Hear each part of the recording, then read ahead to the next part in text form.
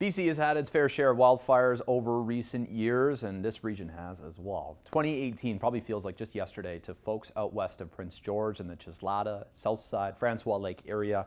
There was a lot going on back in 2018, and there's a documentary that kind of captured that. We're going to talk to the folks behind this documentary that's going on screenings here in the region and beyond to film festivals as well.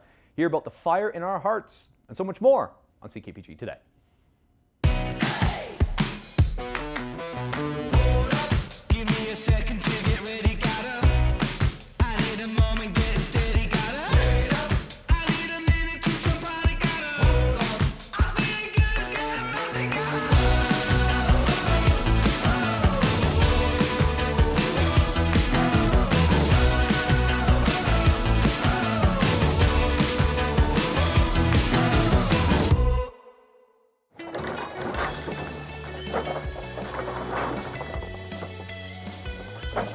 That time of year.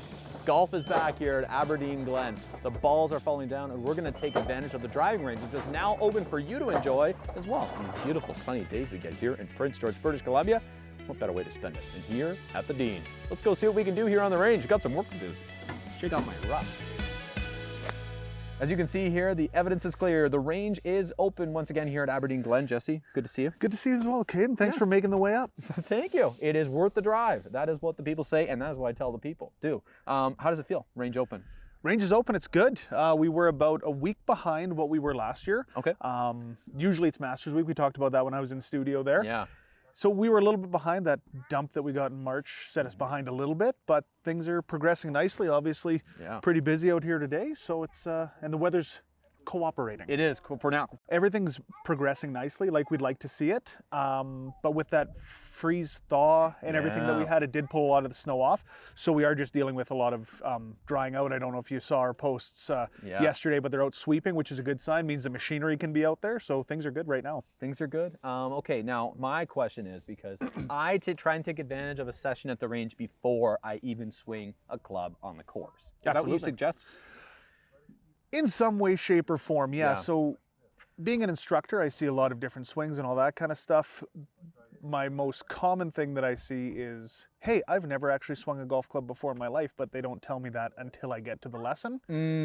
That first lesson, you know, we want to see you've at least swung the club before, and that applies to everybody. Come down and hit 10 balls at the range, hit some chips, just something where you're feeling that club face hit a golf ball rather than going out to the first tee and, you know, all right, well, I'll put an extra one in my pocket because I don't know where this one's going. And the other thing I was going to ask, so people that, you know, are regular golfers, how much does your swing change during the winter, like season to season? We were talking about this before, I know, but yeah, we talked about that a couple of years ago when we did the Northern Swing one. It definitely will change a little bit because, I mean, out here obviously there's no barriers to swing. Inside, like we talked about, even though you've got a ton of room, people are gonna clench up a little bit. Maybe you're not taking a full swing, all of that sort of thing. Maybe you're not swinging as hard as you normally do because you're worried about hitting a wall or a screen or something like that. So if you're playing a lot of indoor golf, yeah, you're gonna see some changes. Ideally we wouldn't, but it's definitely gonna happen. Just like if you're swinging a club in your kitchen, right? There's a lot of people that just have a club sitting in their kitchen or their laundry room or their living room or whatever it is, right? All of a sudden you're a lot more, okay, well, where am I going to hit anything, right? And it's just a completely different motion because now you're kind of looking back while you're swinging. Yeah. So definitely, especially if you're a regular golfer, and regular golfers know this, but I will reiterate it. Make sure you get out to the driving range, if not before every round, let's say once a week. Yeah, shake off the rust. Exactly. And it's okay to have rust. That's normal. Rust is completely normal. I mean, you hear NHL players talk about having rust at the beginning of the season. Hey, they're just not gelling, right? Like that kind of stuff. So it's one of those things where it's to be expected when you have a 6-month off season. Yeah, it is true. Here in Prince George, British Columbia, that is what we deal with. Yeah, absolutely. Unfortunately, but okay. Well, without further ado, Jesse, here's what I'm thinking today. Okay. You can hit some balls. Sure. I'm going to hit some balls. Okay. We'll kind of warm up, and then maybe give me a little bit of coaching. I can do that. Yeah. As long as we can heckle each other too. That's the biggest piece. Deal. Done.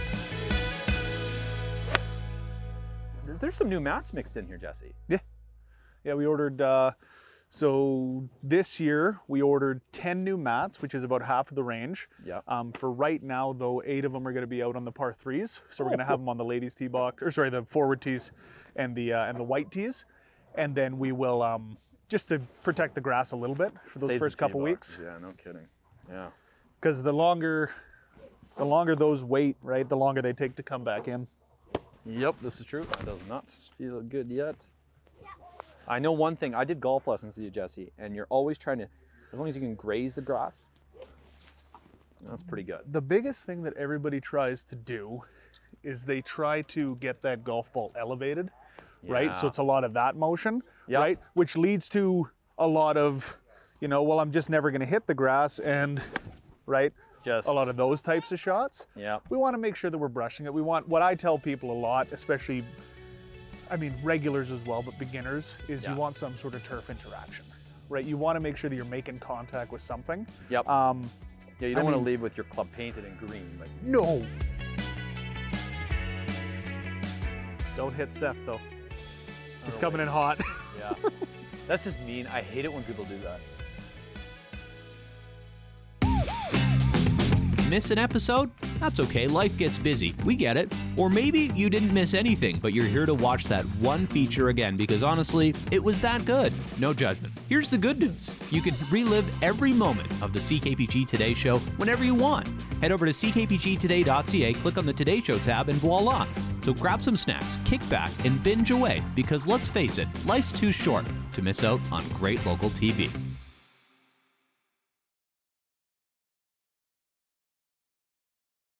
Do it. Oh. There you go. Not bad. I kept square. It's all about the triangle, right? You talked to me about that. Triangle's good. Triangle's good. That's always how I start every year. Yeah, yeah. Okay, get back to the basics. Here's what I need to know. Club, flat, triangle.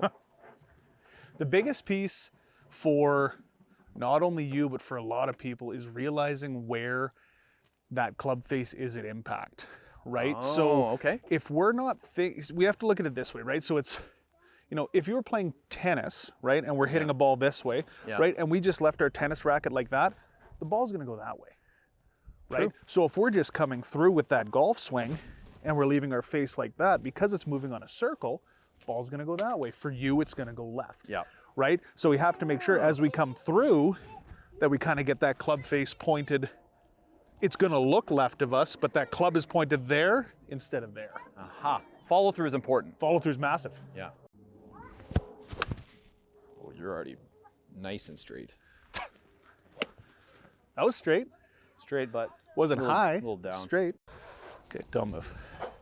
Let's go a little bit down. Okay. So we're a little bit more relaxed. Okay. Okay. And then, is your weight heels or toes right now? It's pretty toes. Pretty toes? Yeah. Okay, can we take a half step away from the golf ball? Just shuffle back a little bit. There you go. And then we're going to get kind of out to balls of feet. There we go. Go ahead and try one from there. Oh, okay. Nice. It's better. Yeah. You know what? Right. If I had the face proper, probably For would. sure. And you know what? We've talked about this before, right?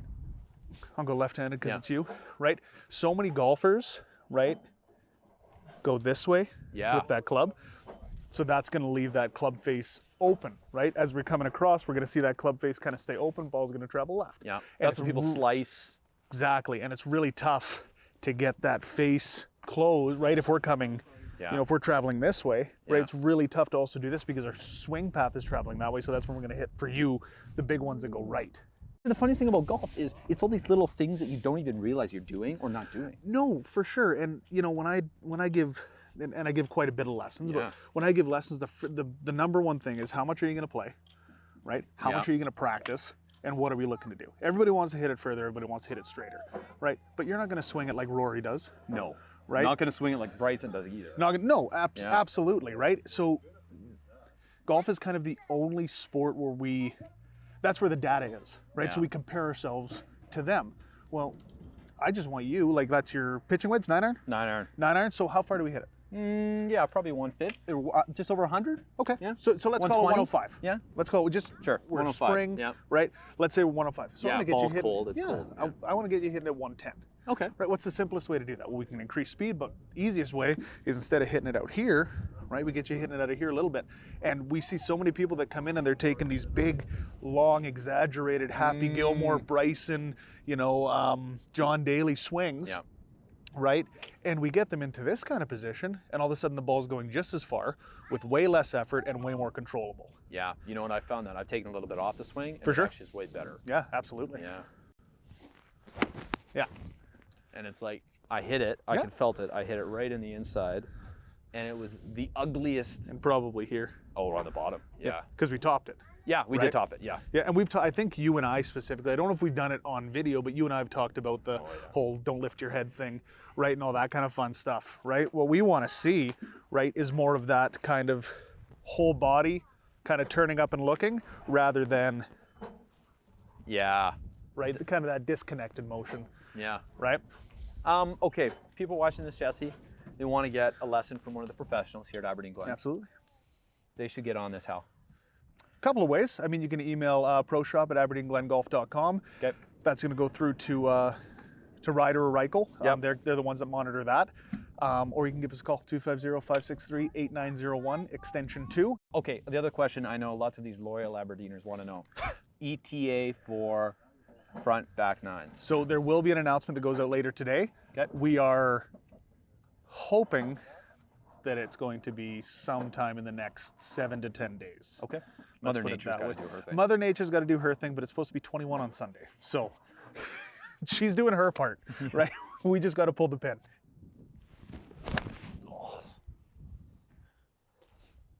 First drive of the year. Ready for this? How did you square that up? It was a gross swing, wasn't it? It was horrendous, but everything that your setup said was going to hit that new house over there. Yep, and it went this way. Yeah. That was better. It's better. We just duffed stayed on the grass. back foot a little bit. So Okay. as we came through, just kind of there instead of that push through. This segment is brought to you by Aberdeen Glen Golf Course and the Eagle's Nest Restaurant. It's worth a drive.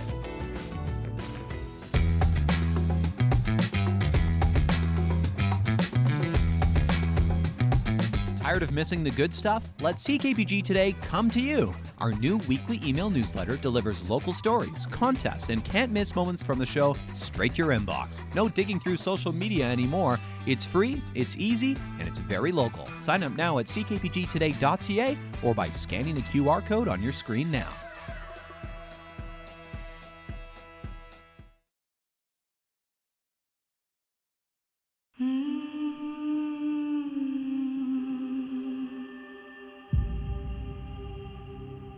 It sounded just like a jet engine coming through. It just happened so fast. You couldn't breathe. It looked like we would be going home to nothing. I remember looking out and thinking, to guys, he's going to burn.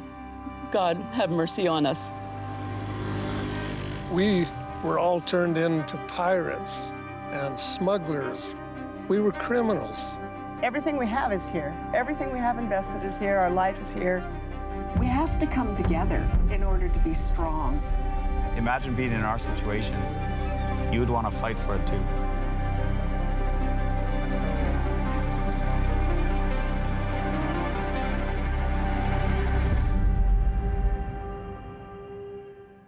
That's just a piece of the trailer and what to expect in The Fire in Our Hearts, a beautiful documentary put together by Josias, who is joining us here to talk a little bit more about it today, that highlights the 2018 wildfires in the Southside and the Cheslatta First Nation as well. Josias, thank you so much for joining us. This is an incredible piece you've put together here, and congratulations on making it to putting it together and now touring around film festivals. It must feel good to kind of cross the finish line in a way here. Absolutely, yeah. It was a long, it took a long time to get it to where it is now.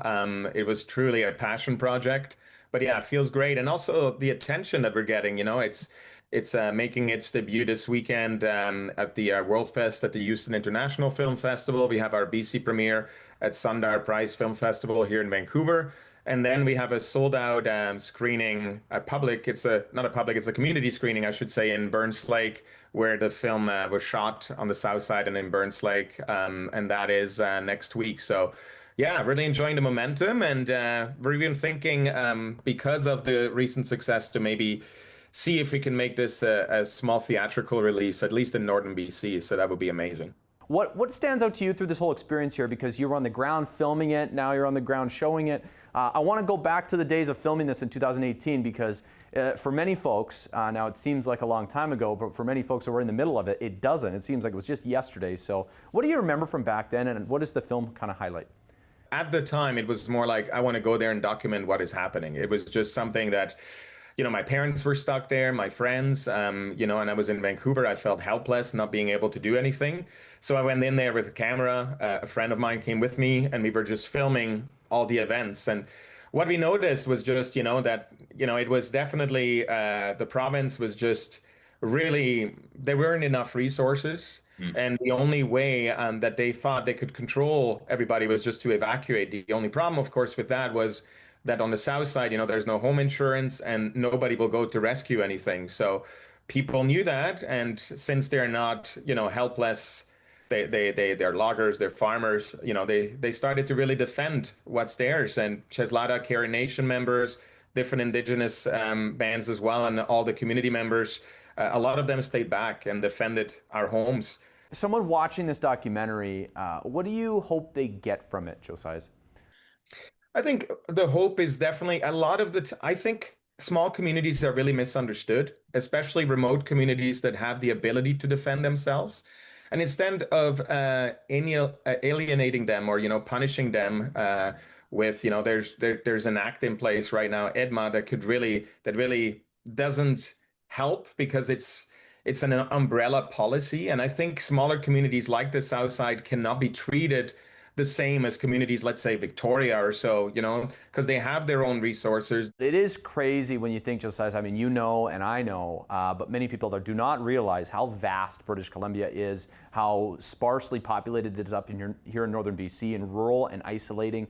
And when the fire happens, there's not always the correct crews in the right places and the right amount of time to make things happen in the right way, and what BC Wildfire hopes happens, obviously. But did you ever feel pressure when you're putting together the documentary, maybe now on the back end of it, from the province or anybody like that of authority going, we wish we did things a little bit differently? Was that part of that? We did include, RCMP voices. We included politicians. We included high up ranking BC Wildfire members, and to be honest, BC Wildfire, especially in the region, they've learned a lot for this experience, and there's strong ties now. They've really come a long ways, and I think there's a lot more that is being done now. Just back then, they were just overwhelmed. And you said it yourself, I'm from Switzerland originally. I think you can fit Switzerland 24, 25 times into this province. Yeah. And I did the math. I think the south side is about roughly the size of Jamaica, with under 2,000 people, right? So it's just, people don't realize how vast these areas are. Well, you should be very proud of what you did. It turned out fantastic. So shout out to you. I know you had a bit of a team helping you on it too, but it was a lot of you. So give yourself a big pat on the back. And shout out from all of us here at CKPG, because I know how hard it is to put something like this together. Good luck on the screenings, the film festivals. Looking forward to seeing what kind of attention this gets. And hopefully we'll be seeing it on a big screen in our own homes or something like that sometime soon as well. I hope so too. Thank you so much, Kate, and really appreciate your time. Thanks so much for your time, folks. The Fire in Our Hearts, you can find some more details about it online. We'll link it on our website again, ckpgtoday.ca, to find the nearest public screening near you. Thanks, Josiah.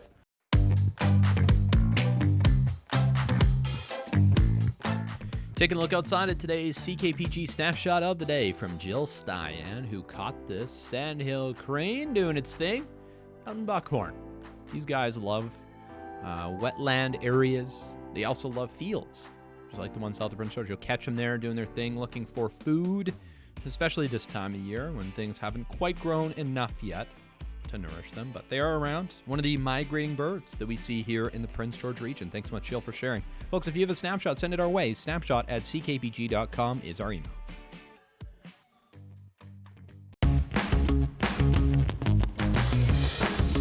Hey there, got an idea or a suggestion for the show? Reach out and connect through our social media or send us an email at letstalk@ckpgtoday.ca.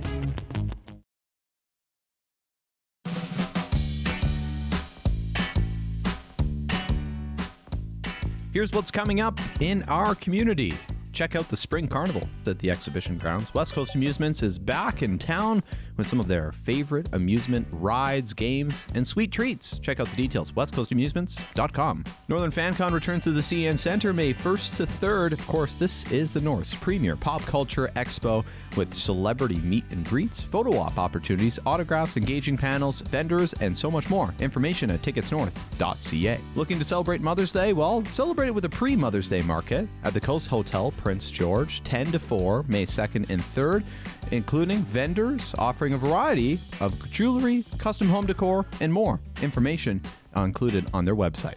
Celebrate 20 years of song with Nove Voce, an incredible achievement celebrated on Saturday, May 2nd at the Knox Performance Center with, of course, one of Prince George's favorite choral groups. Tickets and information available at novevoce.com. If you're hosting an event, let us help you get the word out. Email us, let's talk at ckpgtoday.ca, and you could see yourselves here next week. It is interesting how cyclic the world is, and what I mean by that is, especially here in the school community, it seems every few years we're looking at different schools, moving things around catchments, maybe closing a few because of the budget. There's a shortfall. It's a word we've become familiar with. But especially today in local history, we're looking back at the closure or potential closure of Gladstone Elementary, and the Parent Advisory Council at this school had something to say about it. Have a look.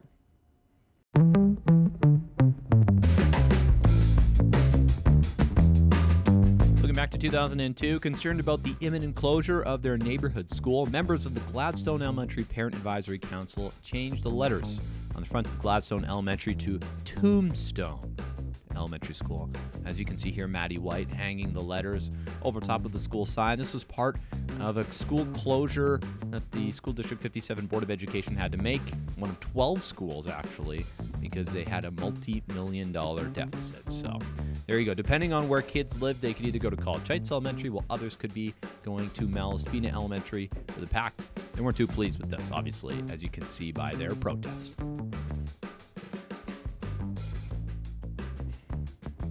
That's definitely one way to send a message. Unfortunately, it did not work out for Gladstone, of course, closed for many years and then reopened as Montessori is what it is right now in this present day. So there you go, a little bit of Prince George history for you on the show, and a great documentary as well, The Fire in Our Hearts. Don't forget about that. Go check it out where you can. The trailer is included on our website, ckpgtoday.ca as well. We'll see you for more great stuff on the show tomorrow.